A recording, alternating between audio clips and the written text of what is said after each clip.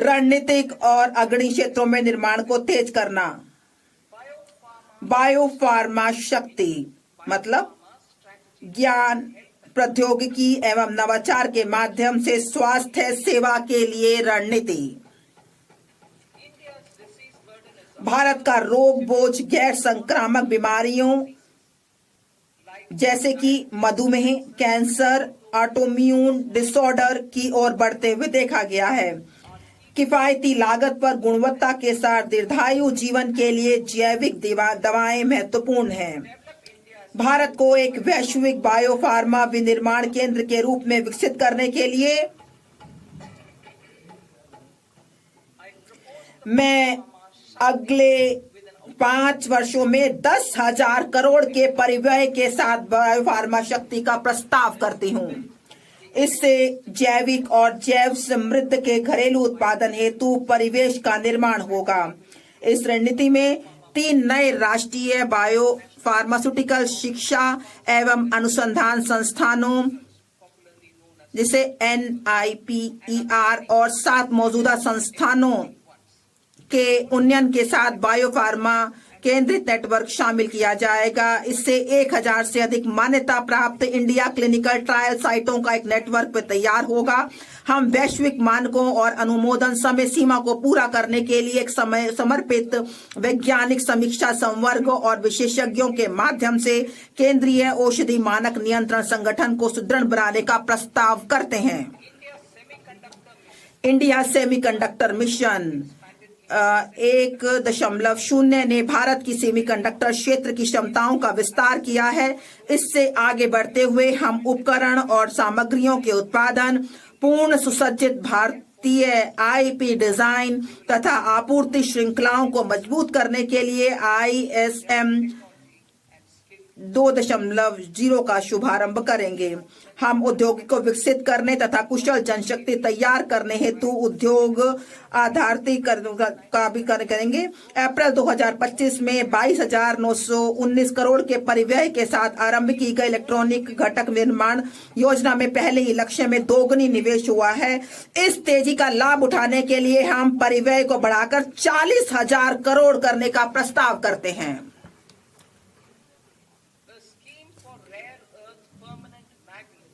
नवंबर 2025 में rare earth permanent magnet scheme आरंभ की गई थी। अब हम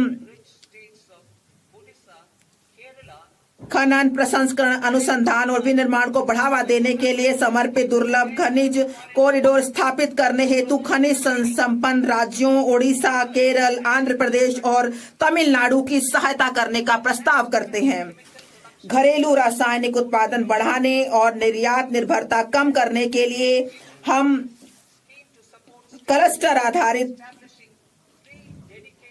प्लग एंड प्ले मॉडल के आधार पर एक चुनौती मार्ग के माध्यम से 3 समर्पित रासायनिक पार्कों की स्थापना में राज्यों की मदद के लिए एक योजना का शुभारंभ करेंगे।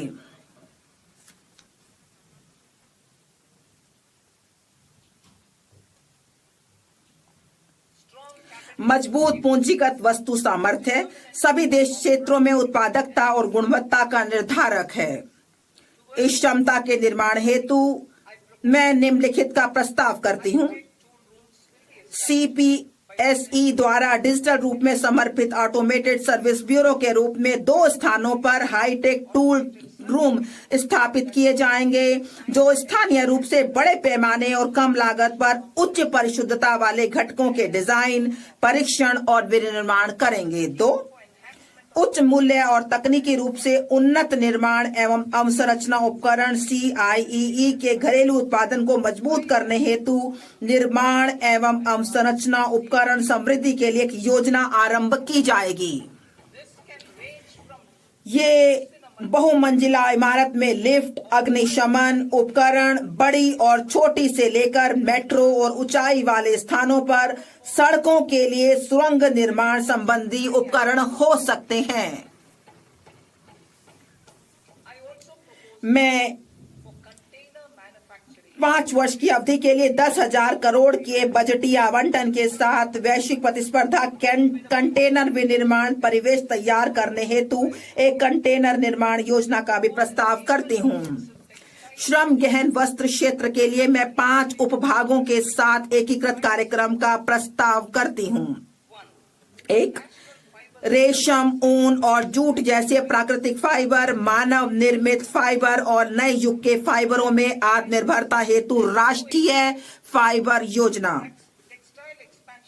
मशीनरी प्रौद्योगिकी यूनियन और सामान्य प्रशिक्षण एवं प्रमाणन केंद्रों के लिए पूंजीगत सहायता के साथ पारंपरिक क्लस्टरों के आधुनिकीकरण के लिए वस्त्र विस्तार एवं रोजगार योजना।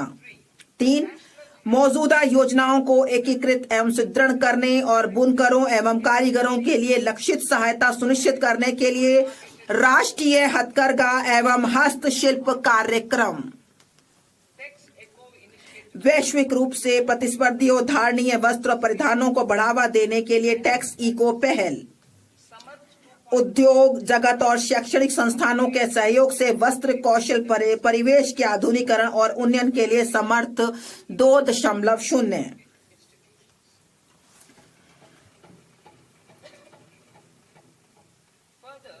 इसके अलावा मैं प्रस्ताव करती हूं कि चुनौती मोड में मेगा टेक्सटाइल पार्क स्थापित किए जाएंगे।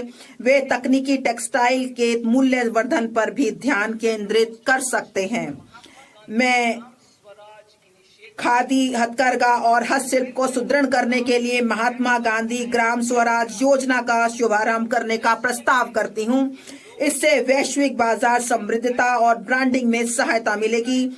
यह प्रशिक्षण, कौशल, प्रक्रिया और उत्पादन गुणवत्ता को सुसंगत बनाएगा और सहायता प्रदान करेगा। यह हमारे बुनकरों, ग्रामीण उद्योगों, एक जिला एक उत्पाद पहल और ग्रामीण युवाओं को लाभान्वित करेगा।